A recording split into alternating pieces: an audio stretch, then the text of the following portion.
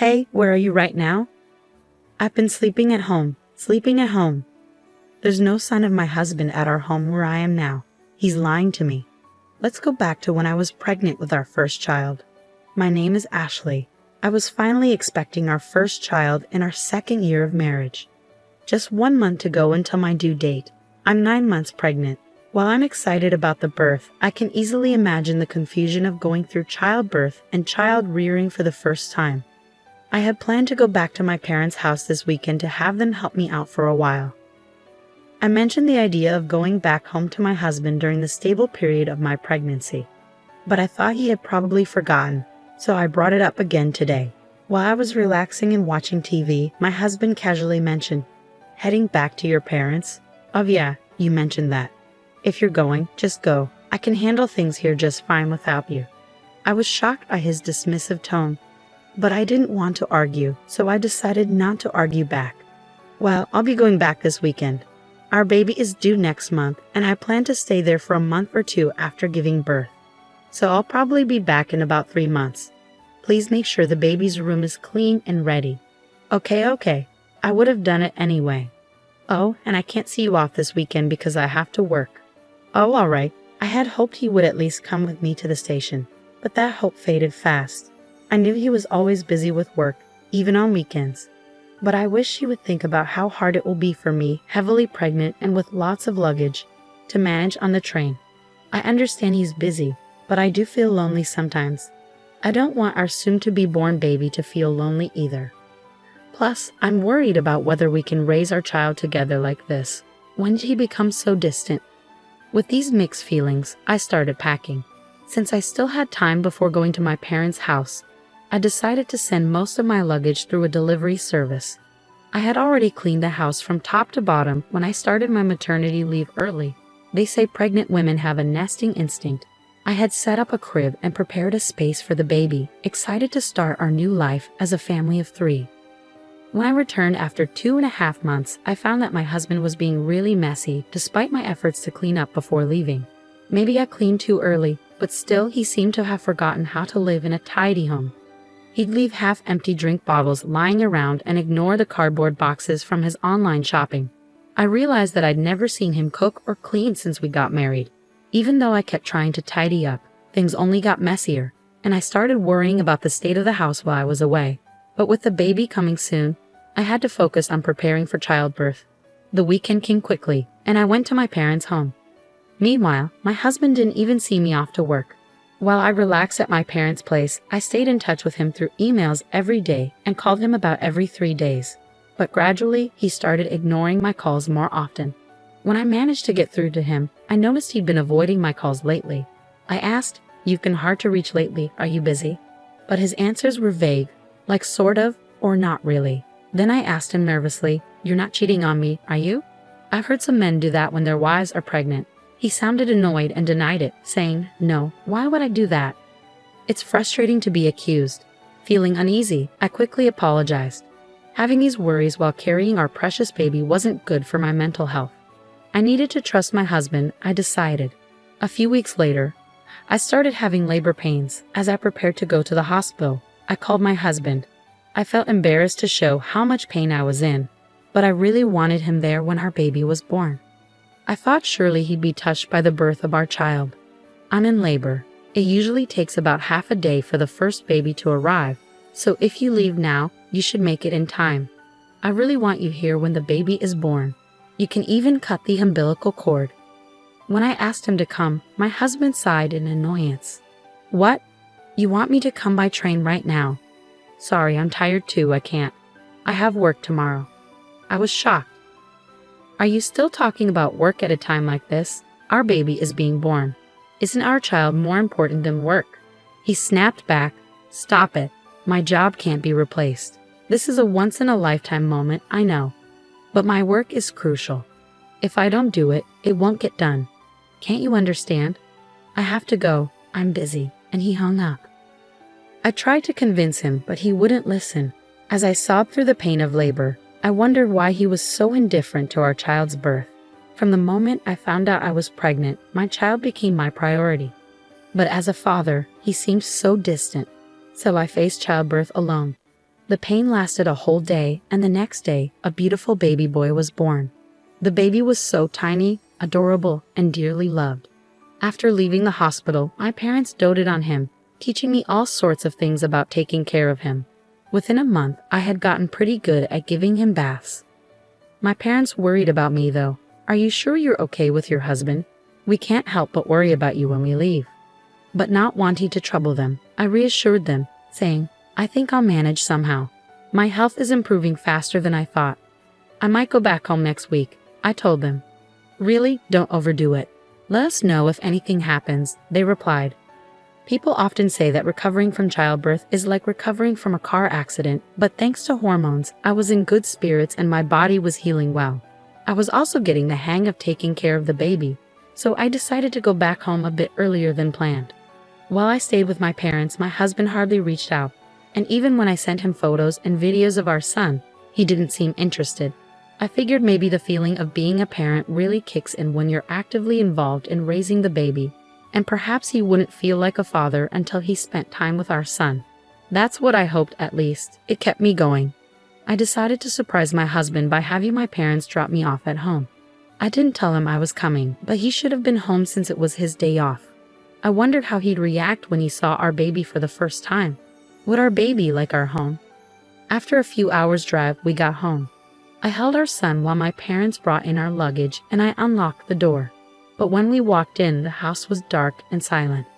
We're back a bit earlier than expected, but we're home now. No one's here. What's that smell? As we stepped into the living room, a terrible odor hit us. When we turned on the light, we couldn't believe what we saw. The room was a mess, like a garbage dump. Dirty dishes and half-eaten food cluttered the sink. Clothes and trash were strewing all over. And there was even moldy juice sitting out, stinking up the place. The table was covered in stains and grime. The bathroom was also filthy, with black mold in the shower and sink, and the toilet was dirty and smelly. And worst of all, the crib we had prepared for our son was filled with unused cardboard boxes and trash bags. I had asked them to keep the house clean for our baby, but this was the opposite, and I was shocked. There's no way we can live in such a dirty house, and I'm especially upset about the crib being ruined. Seriously, what's going on here? There was no way we could raise a baby in a place like this. My parents were furious and searched for my husband, checking every room, but he was nowhere to be found. Where could he be on his day off? Was he working another weekend shift? But we couldn't even confirm if he had been working those shifts before. He wasn't paid extra for weekend work, and his company followed the regular work schedule. I had been suspicious of his disappearing acts on weekends. "Let's try calling him," I suggested. Unable to bear being in the messy room any longer, I ushered my confused parents outside and dialed my husband's number. But he didn't pick up. Finally, after the third attempt, he answered. "Hey, where are you?" I asked. "I'm at home," he replied. "Why?" "Just at home," he repeated. We had searched the entire house, but there was no sign of my husband. Could he possibly be buried under all this trash? But we couldn't sense anyone there, and his voice didn't sound like he had just woken up. Then I heard a woman's voice on the phone. I couldn't make out what she was saying, but it was definitely a woman's voice. That's when it hit me. He's cheating on me. I can't believe he'd do this while neglecting our child. The house was a disaster while we were away, and he was cheating on me. I was furious. A father like him isn't needed for our son. I'm done with a husband like this. If he prefers that other woman, then he can have her. How can you live in such a filthy and foul-smelling house? Oh, I understand. Maybe a burglar broke in. I need to call the police. What? But you're at your parents' house, right? What are you saying? Suddenly, my anger boiled over at my husband's evasiveness, and I raised my voice. You're the one lying about being at home, aren't you? Stop pretending. It's completely unacceptable to let the crib turn into a mess. I'm not returning to this house. We're getting a divorce. I ended the call abruptly and quickly reported to the police about the supposed burglary, intending to confront my husband. I instructed my parents and son to head back to my parents' house and waited for my husband in front of our home. The police arrived before my husband did. I welcomed them into the house as if they were guests, and soon after, I spotted my husband approaching, accompanied by another woman. As my husband came closer, His expression seemed to say, "This is bad." I confronted him, saying, "Hey, you weren't supposed to be back until next month." "But who is she?" The woman next to him glared at me, her arms crossed. "And who are you, for that matter?" she retorted. Despite encountering his mistress, I strangely felt calm. I decided to question the woman. It turned out my husband had been meeting her without revealing he was married. I was so disgusted with him that I didn't know how to react anymore. "Hey, at least let me explain," my husband pleaded, trying to grab my shoulder, but I slapped his hand away, not wanting him to touch me. "Don't touch me. It's disgusting. The police are checking the room right now. I hope you're embarrassed having them see the mess you've made. I'm leaving now. You can explain to the police. Goodbye." Leaving them stunned, I went back to my parents' house, ignoring the numerous calls from my husband. That night, I finally decided to respond. It seemed he had explained the situation to the police, and he returned home looking troubled. It must have been embarrassing for him to see the police struggling in the messy room, but he brought it upon himself. After being rejected by the woman he had been deceiving, all that was left for him was shame and a wrecked house. "Please, I'm sorry. Come back. I've been looking forward to seeing our son," he pleaded. If he truly felt sorry, he should have come to my parents' house at least. Thinking he could apologize over the phone, and everything would be fine shows what kind of person he is. I can't imagine a future with him. Even though you never showed any interest before, you suddenly care? You weren't even there when I gave birth, despite me asking you to come several times, I pointed out. "Well, I thought you knew that I would. I'll clean up the room. I can't do household chores without you. I need you," he pleaded. I could imagine my husband growing more desperate and flustered on the other end of the line as I continued to reject him. "No matter how much you beg, it's not happening. You should have stuck with that woman. If you can't handle housework, have her do it for you," I responded firmly. "But that was just a fling. It was a momentary lapse. You're the only one for me, Ashley," he insisted. "A fling? Weren't you seeing her every time you said you had to work overtime?" I countered. "Well, that's a different..." He trailed off, unable to explain himself. I pressed my husband, who was mumbling incoherently, and he confessed that he had been cheating on me with multiple women from his high school that he had reconnected with at a friend's wedding party.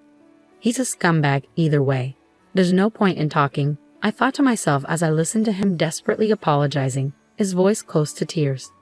"I can't believe it. You disgust me. Were you planning to touch our son with those hands?"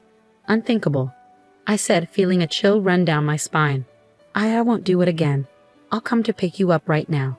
I want to see you and our son. I'll prove my sincerity. Let's go home together," he pleaded. I couldn't believe what I was hearing from his defiant voice. What was he thinking at this point? "I can't trust you. There's nothing more to talk about. I'll raise our son on my own," I declared firmly. "Ashley, please forgive," he began, but I hung up before I could hear the rest of his words. The sound of the call ending echoed emptily in my ear, and that marked the end of our short marital life. Half a year has passed since then, and I've decided to start working, relying on my parents for support. Once I've saved up enough money, I intend to leave my parents' house and start living on my own with my son. I'm in the midst of divorce negotiations with my husband, mainly for the sake of alimony. Despite his limited experience living alone, my husband is apparently unable to manage household chores, and most of his meals are from dining out, leaving his house in disarray. However, that's no longer my concern. I will do my best, showering my son with abundant love and care.